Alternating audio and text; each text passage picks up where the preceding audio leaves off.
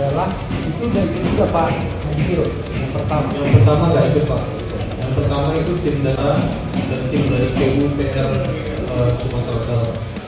Nah, untuk survei yang pertama itu juga ada surat dari pihak PUPR. Tidak ada Pak. Tidak ada ya.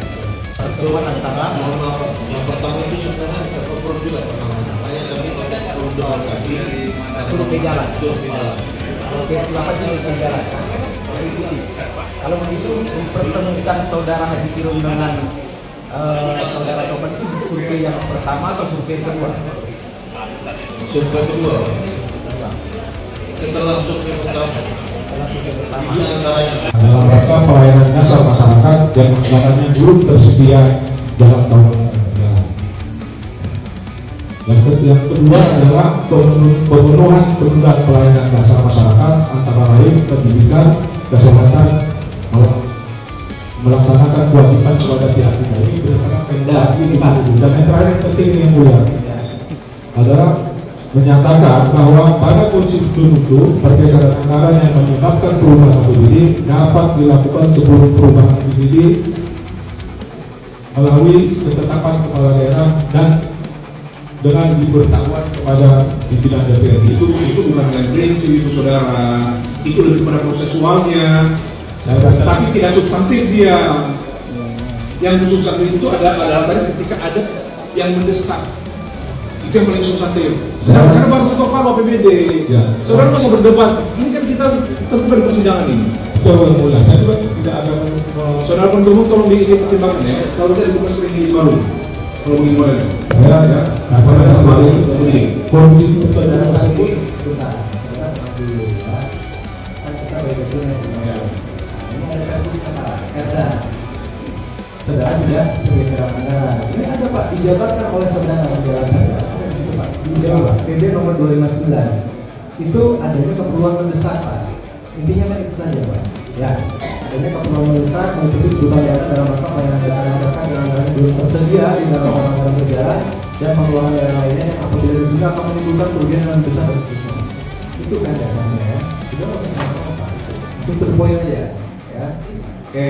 Tadi saudara mengundang para OPD ya, yang hadir saudara ingat juga saudara nomor 4 ada saudara dan inspektur dan seterusnya. Siapa aja? Silakan jawab. Ada dokumen sama saja. Saudara masih ingat nggak kejadian satu ini? Yang jelas para tim yang ini ada di situ Pak, ada inspektur, kepala BKAD, kepala Perda, saya, dan ada beberapa lagi dan seluruh staf-staf mereka. Dari dinas PUPR ada? Dekat saya ada hadir. Ya. Siapa yang hadir pada saat itu? Kopan Binti. Kopan Binti. Apa yang disampaikan Kopan Binti pada saat saudara mengundang terkait dengan pergeseran anggaran? Tentang Tiga ya, pergeseran anggaran tiga. Kalau nggak salah saya, seingat saya pimpinan yang itu sudah ada usulan dari PU sendiri adalah untuk yang minias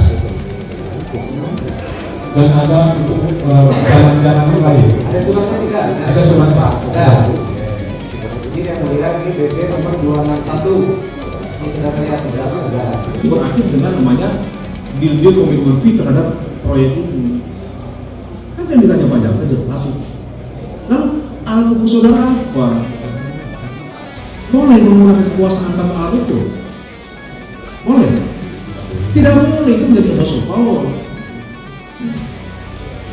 Iya kan? Nah, kalau udah begini, lalu siapa yang dirugikan? Negara kan? Itu uang rakyat, Pak. Uang negara itu, Pak.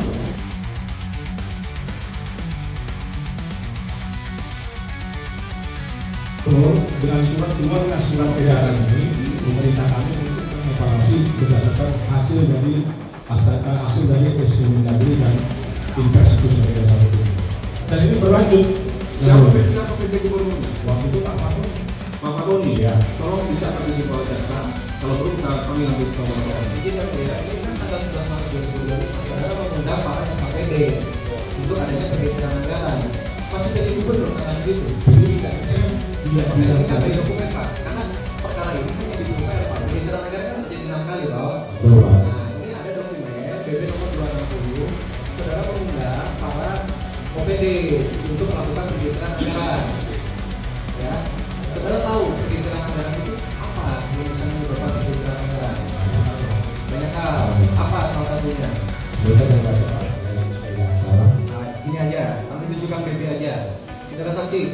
Baik Pak.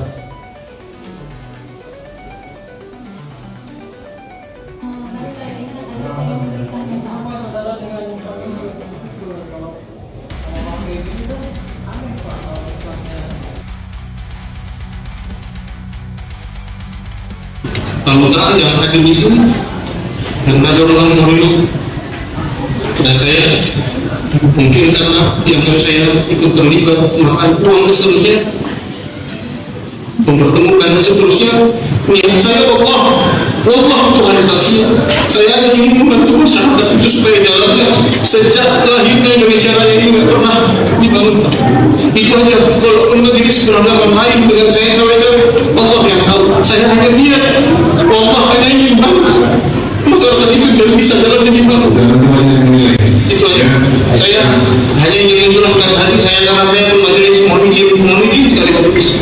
Hancur kehormatan saya dan keluarga saya tidak pernah makan satu rupiah pun uang dari perbuatan ini.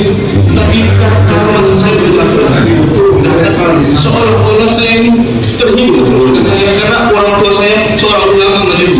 Jadi mohon mengerti juga kondisi psikologis saya bahwa saya ditanyai sama beliau ini kalau tentang itulah jawaban saya.